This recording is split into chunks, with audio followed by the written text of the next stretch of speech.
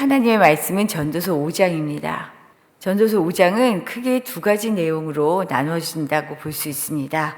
9절까지는 하나님을 경외하는 구체적인 행동이 나오고요. 10절 이하에서는 재물과 부요, 이것이 참 헛된 것이다 말하면서 재물에 대한 올바른 자세에 대해서 이야기합니다.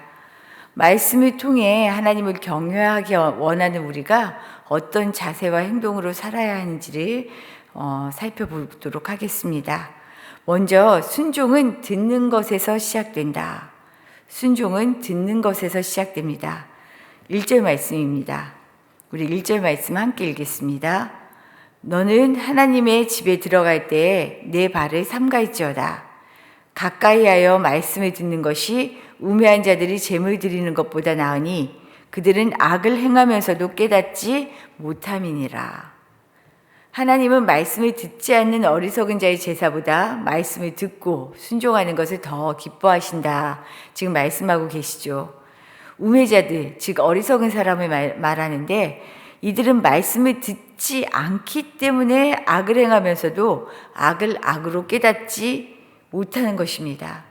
삶의 기준이 없는 거죠. 무엇이 옳은지 틀린지 알 수 없다는 것입니다. 죄와 죄 아닌 것을 분별할 능력이 없습니다. 하나님이 원하시는 것이 무엇인지를 알아야 거기에 맞춰 살 수 있는데 하나님의 말씀을 듣지 않으면 하나님의 마음을 알 수가 없잖아요. 그러니 가장 안타까운 것은 나는 나대로 애써요. 시간도 물질도 마음도 정말 애를 쓰고 애를 씁니다. 다른 그 누구보다 열심히 다합니다. 그런데 칭찬은커녕 오히려 안 한 사람보다 못한다라는 소리를 들을 때가 있죠. 그렇게 느껴질 때가 있죠. 알아야 합니다. 하나님의 뜻이 무엇인지. 그렇기 위해서는 먼저 듣는 것에서 시작된다는 것입니다. 3절 말씀을 보면 듣기보다 내 생각이 많으면 내 꿈이 많아지고 그러면서 어리석은 내 말이 드러난다라고 이야기합니다. 다른 사람의 말을 잘 듣지 못하는 사람의 특징은 자기 말이 너무 많다는 거에 있어요. 들으면서도 마음은 내가 할 말에 가 있는 거죠. 내 말이 너무 많으면 다른 사람 말이 내 속에 들어올 틈이 없습니다. 이런 점에서 내 생각을 내려놓는 방법 중 하나는 내 말을 내려놓는 것이 아닌가 생각하게 돼요.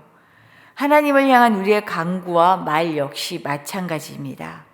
2절 말씀 제가 한번 읽어드릴게요. 너는 하나님 앞에서 함부로 입을 열지 말며 급한 마음으로 말을 내지 말라. 하나님은 하늘에 계시고 너는 땅에 있음이니라. 그런즉 마땅히 말을 적게 할 것이라. 하나님의 말씀을 듣는 연습을 해야 합니다. 내가 하고 싶은 말, 생각이 가득한 내 마음의 말들이 정말 이게 맞는지 우리의 마음을 열어두고 말씀을 들으며 그 말씀대로 살려고 하는 노력, 이것이 중요합니다. 연습이 필요한 거죠. 하나님의 뜻을 따르기 위한 순종, 바로 이런 연습과 훈련을 통해 바로 듣는 것을 통해 이어집니다. 그래서 내가 원하는 내 기쁨이 아니라 하나님의 기쁨이 나의 기쁨이 되는 이것이 성장인 것 같아요. 우리의 믿음이 이렇게 조금씩 성장할 수 있기를 바랍니다. 오늘도 이런 성장을 이루시는 우리 집사님들과 우리 모두 되기를 바랍니다. 두 번째는 서원은 거래가 아니라 헌신이며 신뢰라는 것입니다. 4, 5절 말씀을 보면 하나님께 서원을 했다면 미루지 말고 서원을 갚으라고 말씀하십니다. 그러면서 서원하고 갚지 않는 것보다 차라리 서원을 하지 않는 것이 낫다. 이렇게까지 강하게 말씀하시죠. 감정이 앞서서 경솔하게 서원하는 경우가 종종 있어요. 우리 성경에서도 큰 용사였던 사사 입자를 보면 알 수 있죠. 입자는 기생의 소생이었어요. 기생이 낳은 아들이었는데 본처의 아내가 형제들을 쭉 낳고 그들이 자라면서 입자를 쫓아냅니다. 너는 아니잖아. 어머니가 다르잖아. 우리 집은 아니야. 그렇게 하면서 쫓아내요. 그랬는데 그가 큰 용사였거든요. 암몬 자손이 쳐들어왔을 때 그를 찾아갑니다. 우리 좀 도와달라고. 네가 싸워달라고. 그러면서 하는 요청이 이야기가 너의 권리를 회복해 주겠다. 입다의 요청대로 그렇게 이야기를 합니다. 이 약속을 받은 입다는 아마 자신의 원한을 풀 수 있는 아주 기회로 암몬 자손과의 전쟁에서 반드시 이겨야 하는 이 필승이 있었을 거예요. 꼭 이기고 싶었을 거예요. 이런 마음은 본격적인 전쟁이 시작될 때에 드러납니다. 하나님께 드리는 서원, 그가 서원을 해요.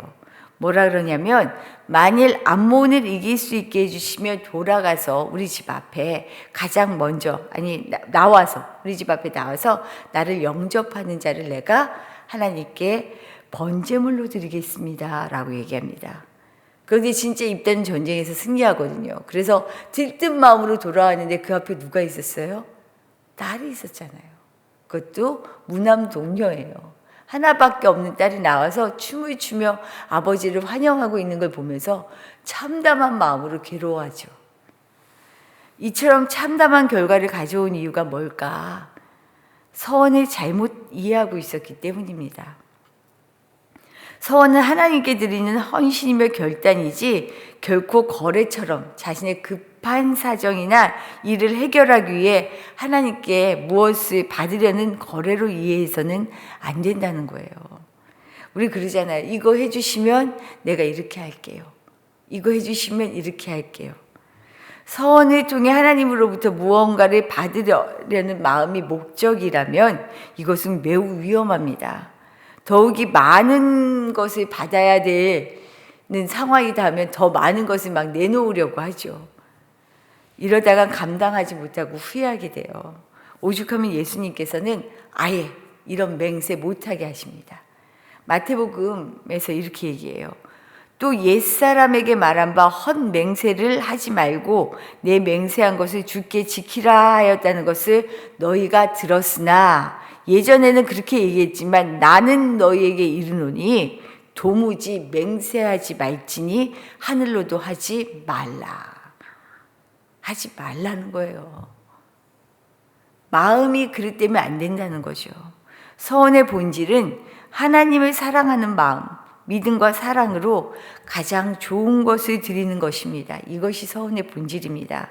더욱이 하나님은 우리의 헌신 때문에 무엇을 주고 안 주고 하시는 분이 아니에요. 하나님은 우리가 생각하는 것 이상의 은혜와 선물로 우리 인생을 채워주시는 분이십니다. 이런 하나님에 대한 신뢰가 있다면 내가 하나님의 뜻 안에 있기에 모든 것을 선하게 인도해 주실 그 하나님을 믿고 하나님께 헌신할 수 있는 것입니다. 우리 하나님 앞에 그 어떤 것으로도 아니라 그저 사랑과 믿음으로 하나님 앞에 헌신할 수 있는 우리 모두가 되기를 바랍니다. 마지막으로요, 축복이 되지 못하는 부가 있어요.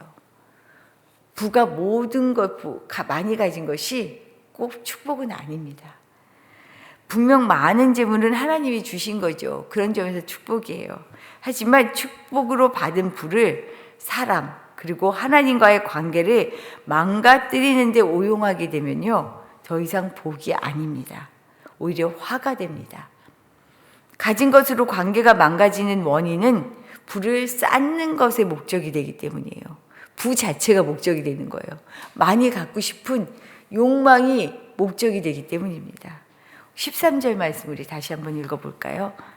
전도서 5장 13절입니다. 내가 해 아래에서 큰 배단되는 일이 있는 것을 보았나니 곧 소유주가 재물을 자기가 되도록 소유하는 것이라. 적든지 많든지 일한 대가를 받아 누리는 사람은 편히 잠을 잘 수 있다라고 얘기해요. 오늘 말씀을 통해. 하지만 쌓아놓은 것에 집중하는 부자는 잃어버릴까 봐 염려가 되고요. 더 쌓지 못하는 게 불안한 거예요. 이러면 안 되는데 더 있어야 되는데 앞으로 이것도 필요한데 저것도 필요한데 끝도 없다는 거죠. 그래서 마음 편할 날이 없습니다. 돈이 마음의 평화를 깨뜨리는 도구가 되어버린 거죠. 이러면 더 이상 내가 가진 재물과 돈은 나를 위한 축복이 아니고 오히려 화가 될 수 있다는 거예요. 이런 점에서 재물에 대한 자세가 매우 중요합니다. 이 땅을 살기 위해 반드시 필요한 것이지만 삶의 목적이 아니라는 것을 분명히 해야 합니다. 주신 건 역시 하나님께서 주신 선물이다. 오늘 말씀에서도 그러잖아요. 하나님이 주신, 이 땅을 살아가기 위해 주신 선물입니다. 그러니 어때요? 선물은 내가 꽁꽁 묻어주는 게 아니에요. 선물 받았는데 그거 안 쓰고 있으면 준 사람이 어때요? 마음이. 아유, 속상해요. 우리 아이들이 제 생일날 이렇게 신발을 해줄 때가 한 2번 있었던 것 같아요. 신발을 해주면 제가 한 번은 우리 작은 녀석이요, 사이즈를 작은 걸 해준 거예요. 근데 이게 뭐 직구로 샀대요. 그래갖고 이렇게 직구로 이렇게 싸게 살 수 있었나 봐요. 리턴하기가 힘들더라고요. 그래서 아니야, 괜찮아, 나 괜찮아 하고 하는데, 애 앞에서는 일부러 신는 척 하는데 그 신발 신고 가면 힘든 거죠. 예. 그래서 그러면서도 애한테는 괜찮아, 괜찮아 아닌 척 하거든요. 선물은요, 받았을 때 그걸 잘 쓰면 준 사람은 최고로 좋은 거예요. 하나님이 그런 마음으로 우리에게 이 땅에서 살아갈 재물을 주시지 않았을까라는 생각이 들어요. 필요하니까 주셨어요. 하지만 주신 것이 내 삶의 목적이 되는, 그랬을 때는 주신 그 하나님의 의도와 마음과 우리 살아가는 삶이 다 어우러지는 거죠. 하나님이 주신 선물임을 기억하기를 바랍니다. 그래서요, 나 역시 받은 선물을 다른 사람에게 내게 넘치도록 있다라고 하면 나눌 수 있는 마음, 이게 참 중요한 것 같아요. 이런 중심을 잃으면 금세 돈에 휘둘립니다. 금세 재물에 우리가 묶여버리는 거죠. 살아가면서 부족하지만 주신 복을 세워가며 은혜로 알고 받은 은혜를 나누며 살아가는 것, 이것이 자족하는 마음인데요. 자족하는 마음, 정말 스스로 내가 가진 것, 내가 누리고 있는 것, 여기에 만족할 수 있는 마음, 이것이 천국을 살아가는 비결입니다. 오늘도 주님 주신 것으로 천국을 살아가는 우리 모두 되기를 축복합니다. 주신 말씀 생각하며 기도하도록 할게요. 하나님, 제가 잘 듣지 못해서, 진짜 하나님의 마음이 뭔지를 몰라서 마음은 컸는데 주님의 뜻을 잘 따르지 못할 때가 있었습니다. 순종이 듣는 것에서 시작된다고 했는데 주님 말씀 잘 듣는 사람 되게 해주십시오. 잘 깨달아 알게 해주십시오. 그리고 그 말씀대로 살아갈 힘을 나에게 주시기를 원합니다. 기도하시고요. 하나님 앞에서는 다른 것 없어요. 하나님 이거 해주시면 나 이거 할게요. 이런 하나님과의 관계는 거래가 아니고요. 하나님이 우리에게 철저하게 사랑으로 당신의 아들까지 내어주셨던 것처럼 우리도 하나님 앞에 다른 것 없이 그 사랑으로 헌신할 수 있는 마음 갖게 해달라고, 그리고 정말 하나님이 주신 것은 무엇이든지 내게 주신 최고의 선물입니다 라고 고백하면서요, 욕심 부리지 않고 받은 은혜를 나누며 살아가는 복된 인생이 되게 해달라고 기도하시기를 부탁드립니다. 오늘은 우리 자녀들을 위하여 기도하는 날입니다. 우리 자녀들이 주님의 말씀으로 자라게 해주시고 주님의 말씀을 먹는 것이 가장 큰 기쁨임을 알게 해주십시오. 그리고 우리 민영이와 상원이 이제 수능 본 결과들이 나오게 되면 또 지원해야 되는 일이 이번 주 안에 이제 시작이 됩니다. 하나님 끝까지 우리 하나님께서 가야 할 자리에 가게 하시고 있어야 할 곳에 있게 해주셔서 두려워하지 않고 잘 자기의 일들을 만들어갈 수 있도록, 주님과 함께 만들어갈 수 있도록 인도해 주십시오. 기도드리겠습니다.